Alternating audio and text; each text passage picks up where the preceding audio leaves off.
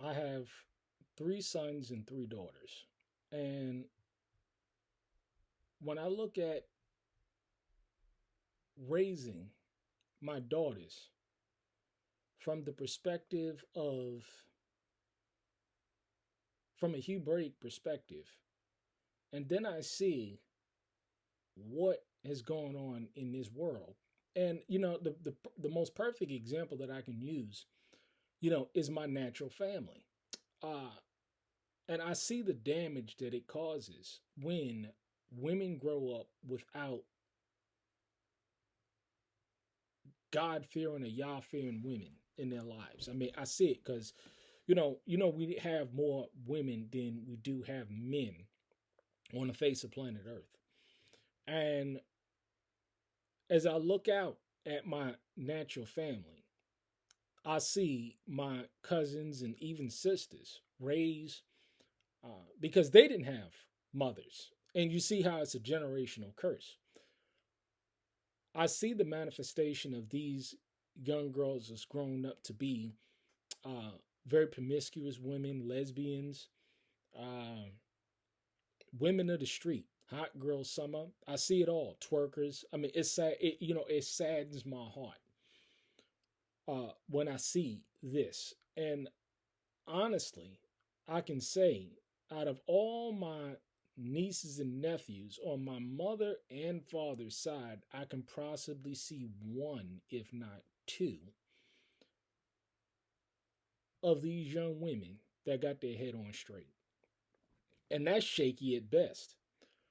And, I say this to say this is why it's so important for women to speak up. Because when you look at society today, where are the older women teaching the younger women how to be wives?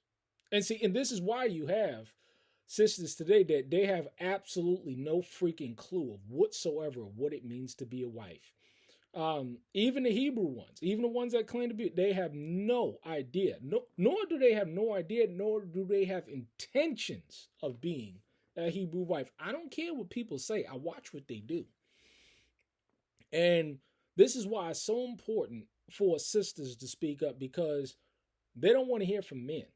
They don't want to hear from men. We see that clearly. And they don't have examples in their lives because when you look out uh, at the sisters today, uh, very few, if any, of their mothers gave them an example of what it means to be uh, a wife. Why? Because they weren't wives themselves. They weren't wives themselves. So how is it that a woman that wasn't a wife can teach a young girl how to be a wife? It's impossible. It is literally impossible. And the only way women are going to learn this, or sisters are going to learn this today, is if they learn from people, women, Hebraic women that are living this thing, and be filled with the Holy Spirit and have a transformation through the renewing of their mind. Outside of that, it ain't going to happen. They're not going to do it through their own will. They're going to need that comforter that's going to come in and transform and have their mind renewed because without it, it's looking pretty bleak. And this is why I go so hard and make sure that my daughters have a living example of what it means to be a man, um, what they see functionally as a man, which is in me, and what they see when it comes to their mother. And the working of two people together where they're not seeing a whole bunch of arguing, where they're not seeing any arguing, fighting. They're seeing my wife play her role, and she's seeing that my daughters are seeing me as a man and a husband playing his role. And they don't see a whole bunch of chaos and drama and trauma and they're not going through any of this stuff because this is a place of peace. And I'm not going to tolerate it as a man. I'm not going to tolerate no woman coming in trying to manipulate me, manipulate the course and direction of this house. I'm not going to be dealing with any of that. And this is what a lot of sisters try and do. They're trying they come in with an agenda. They come in with their own agenda, and they think through their little sensuality that they're going to manipulate a man to go their way when it ain't gonna happen with a man like me. It just ain't gonna happen. And this is what we see happening time and time again. Well, women think that they're going to manipulate their way into a situation or manipulate a way that's going to go their way, but real men, they don't tolerate that. But if we have sisters, because I'm seeing more and more videos of women getting on calling out the bad behavior of women, because you can see the comment section in these, these women, they're doing all types of things that's ungodly. And it was prophesied that it would be like this, but they don't see themselves, and everybody's justified. Everybody's justified. But we have very few women, and it's on a rise, and that's a good thing, of women that are calling out the bad behavior of women. But not only that, we need more women that's going to show the living example. And if the women don't want to see the living example, you know exactly what they're operating from. They're not interested. I don't care what they say, what their words. They're not interested in a real man. They have no interest. They're interested in getting up with a man that they can manipulate, control, and rule over. This is why I've heard over and over again in the past, let the crap link up with let the garbage women link up with the garbage women, and let the real women link up with the real women. And let them go on and produce and be happy and produce the sludge children that they're gonna produce. But in the unproductive marriages that they're gonna have, and those are gonna even eventually fail. You see what happened to Ahab and Jezebel, right? So you got to understand, uh, we need more living examples. We sorely do, because we lack the living examples of these situations, and these sisters, they don't have a living example, so they don't have a point of reference.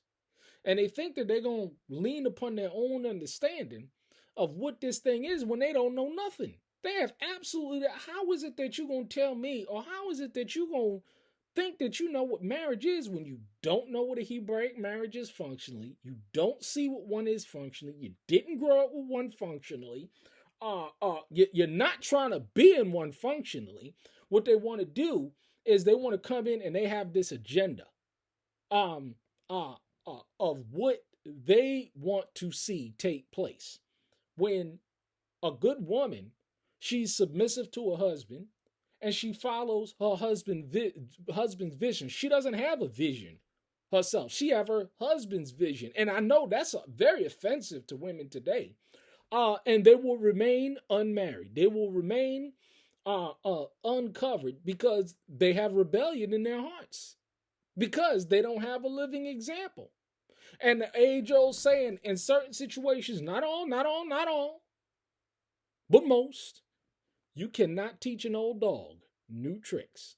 Sometimes some people are just so reprobate and so far gone in the way that they're thinking that there is no way they're going to change their course and direction for anybody. This is why it's so important to see people functionally. Because, see, out of the abundance of the heart, the mouth speak. A sister will tell you exactly what her real agenda is. Just listen. I see it time and time again. Just listen. And you can tell 5 minutes in whether this woman is really serious or interested in any kind of, I don't care what they say. Because you ever been on the phone or listened to a schizophrenic person? A person that says one thing 5 minutes and then another thing 10 minutes and then go back another 5 minutes, and then it's like, you just said this and now you said this. Which one is it? Which one is it?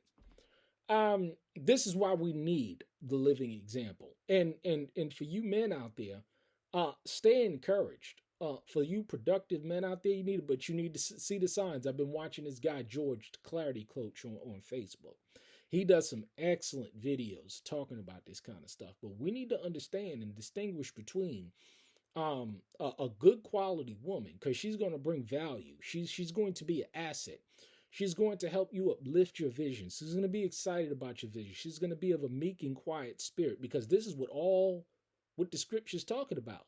And if any sister comes forward talking about anything outside of just what I just said and trying to twist and warp and distort, hey, you know exactly the spirit that's operating them. And I've never, ever seen one of these women go and have a productive marriage. I see them come on becoming baby mamas. I see them continuing to to build their own kingdom, but I never seen one of them turn around to become a good, holy, just, true, good quality husband to a man. Never seen it. Never absolutely seen it before. Uh, I recently did a couple of months ago. I did a video that I'm gonna link below, uh, interviewing a sister, and she was giving her perspective on polygyny, and she was understanding. I'm gonna click it in the link below, and it's sad, right? Because you fast forward from the time I did that video, and I'm gonna put it up. You can see when I published that video. I published it the same day that I had the conversation. It's disheartening to see the current state of this sister now. It really is disheartening, but they never think. They never think that they're going to fall into destitution, their health is going to fail them, their economics is going to fail them, calamities. They never think it. They never think it. Then it hits, and then now what? Now what? No, no, no, no, not over here. Not over here. It's sad. Boys here, you stay encouraged. Know the signs. This is why we need the living example from our men, and why our sisters, more and more of our sisters, need to speak up. Not only showing a living example, but coaching these younger sisters on what they need to do, because we see the path. It ain't nothing but destruction, death, loneliness, and eventually the pit.